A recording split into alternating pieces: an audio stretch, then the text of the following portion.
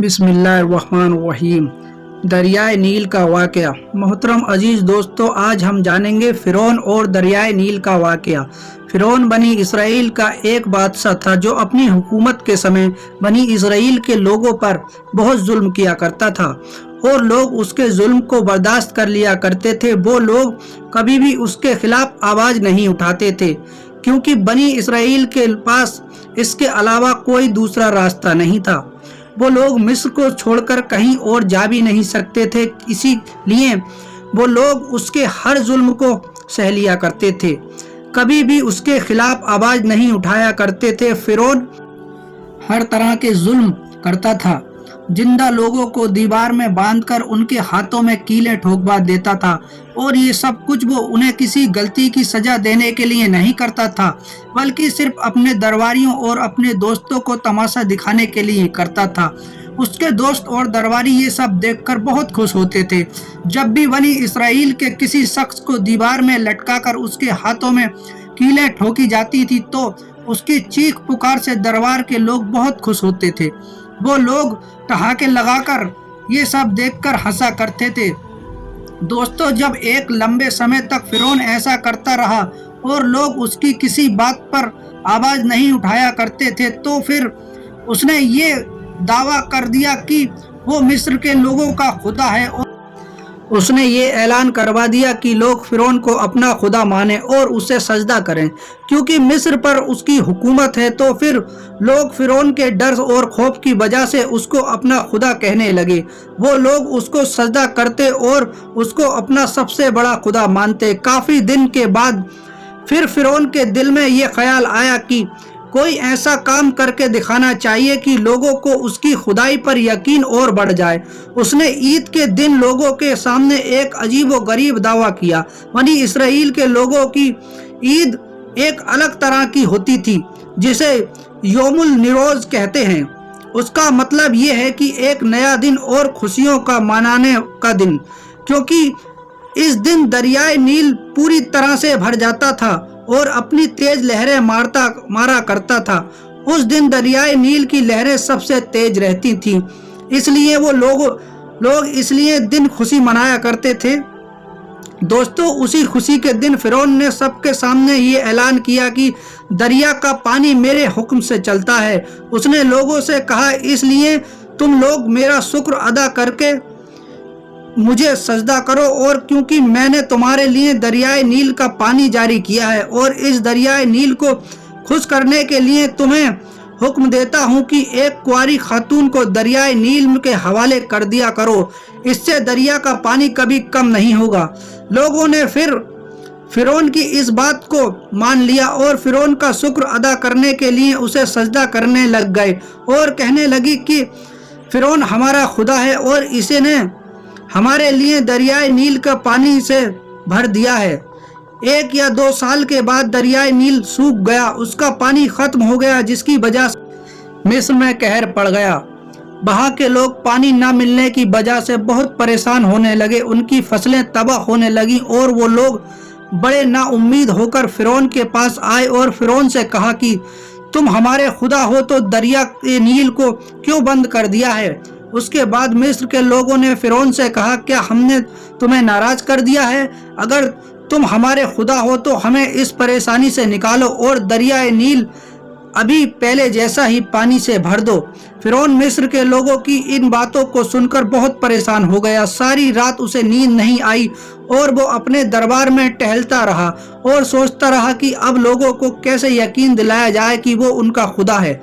آخر اس کے دماغ میں ایک طریقہ آیا اور اس نے ایک سادہ لباس اور سادی سی ٹوپی جو عام انسان پہنا کرتے ہیں وہ ایک تھیلی میں رکھ لی اور اپنے سبھی وزیروں اور درباروں کے لوگوں کو کہا کہ میں کل اس جگہ پر اکیلا جانا چاہتا ہوں، کوئی بھی شخص میرے پیچھے نہ آئے۔ دوستو، آپ کو بتا دوں یہ جگہ آج بھی مکیاس کے نام سے مشہور ہے۔ اگلے دن صبح ہوتے ہی فرعون اپنا تھیلا لے کر اس جگہ پر پہنچ گیا۔ وہاں پہنچنے کے بعد اس نے اپنے کپڑے بدلے، شاہی لباس اتار کر سادہ لباس اور سادی ٹوپی لگا کر زمین پر لوٹ پوٹ ہونے لگا اور دعا مانگنے لگا، اے زمین اور آسمان کے مالک، اے ساری کائنات کو بنانے والے رب، میں نے تیری بہت نافرمانی کی ہے اور تیرے بندوں پر بھی بہت ظلم کیا ہے، لیکن اب میری جان پر بن آئی ہے۔ اے میرے رب، اب لوگوں میں میری عزت رکھ لے اور اب مجھے ان لوگوں کے سامنے ذلیل اور رسوا ہونے سے بچا لے۔ بے شک میں جانتا ہوں کہ اصلی خدا تو ہی ہے۔ دوستو، آپ یہ جان کر حیران ہو جائیں گے کہ فرعون کی دعا قبول ہو گئی اور دریائے نیل پھر سے پہلے جیسا بھر گیا اور اپنی تیز لہریں مارنے لگا، پھر تارو تازہ ہو گیا جیسے کبھی سوکھا ہی نہیں تھا۔ اور جیسے ہی فرعون شہر پہنچا تو لوگ اس کو سجدہ کرنے لگے اور لوگوں کو اس کی خدائی پر یقین اور بڑھ گیا کہ فرعون ہی ہمارا خدا ہے۔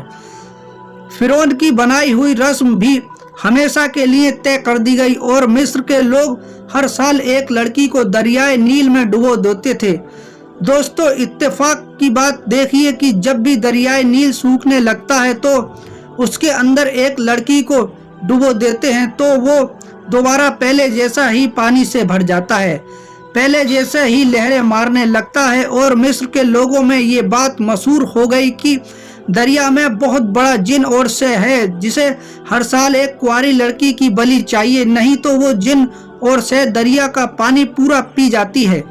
اسی طرح سمے گزرنے کے بعد جب فرعون مر گیا تب بھی لوگ فرعون کے بنائے قانون کے حساب سے ہی چلتے رہے اور ہر سال دریائے نیل میں ایک کنواری لڑکی کو ڈبا دیتے ہیں۔ دوستو، ان لوگوں کی جہالت اور کا اندازہ آپ اس بات سے لگا سکتے ہیں کہ یہ رسم کئی سو سال تک چلتی رہی، اور جب حضرت عمر فاروق رضی اللہ تعالیٰ عنہ کا زمانہ آیا تب انہوں نے مصر میں اپنے ایک خادم کو گورنر بنا کر بھیجا، تو وہاں کے گورنر نے یہ سب باتیں جان کر بہت ناراض ہوئے اور فرعون کے بنائے سبھی نیموں کو ختم کر دیا اور کہا کہ اس سال کوئی بھی معصوم لڑکی دریا میں نہیں ڈالی جائے گی۔ اللہ کی مرضی بھی دیکھیے، جیسے ہی وہ دن قریب آیا دریائے نیل پھر سے سوکھنے لگا، یہاں تک کہ دریا کا پانی پورا سوکھ گیا۔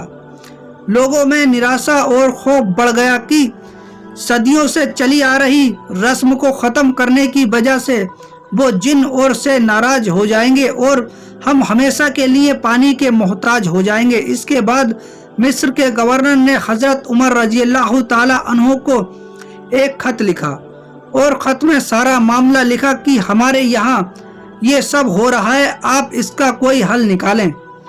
حضرت عمر رضی اللہ تعالی عنہ نے خط کا جواب لکھا اور کہا، اس طرح کی ظلم کرنے والی اور جاہلانہ رسم کو ترنت ختم کرو، اور ساتھ ہی میں ایک اور خط لکھ کر دے رہا ہوں، اسے دریائے نیل میں ڈال دینا۔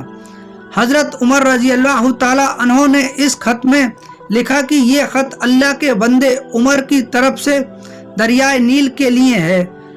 اے دریائے نیل، اگر تو اب تک اپنی مرضی سے چلتا تھا تو ہمیں تیرے پانی کی کوئی ضرورت نہیں، اگر تو اب تک اللہ کے حکم سے چلتا رہا ہے تو میں عمر اللہ کا بندہ تجھے حکم دیتا ہوں کہ تو پھر سے پہلے جیسا پانی سے بھر جا، کیونکہ اللہ کی مخلوق کو تیرے پانی کی ضرورت ہے اور وہ سب پانی نہ ہونے کی وجہ سے پریشان ہیں۔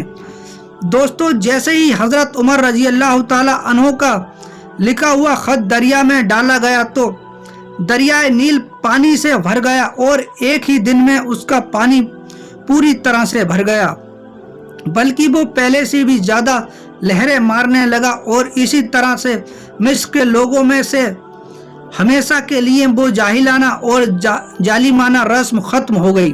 دوستو، اس ویڈیو میں ہمیں دو بہت ہی اہم سبق ملتے ہیں۔ نمبر ایک یہ کہ فرعون اتنا بڑا ظالم اور اللہ کا نافرمان تھا، لیکن جب اس نے سچے دل سے اللہ کی بارگاہ میں رو کر دعا مانگی تو اللہ تعالیٰ نے اس کی دعا قبول کر لی۔ تو اگر ہم بھی اللہ تعالیٰ کی بارگاہ میں سچے دل سے دعا مانگیں گے تو کیا اللہ ہماری دعا نہیں سنے گا؟ بے شک اللہ ہماری بھی دعا کو قبول کرے گا۔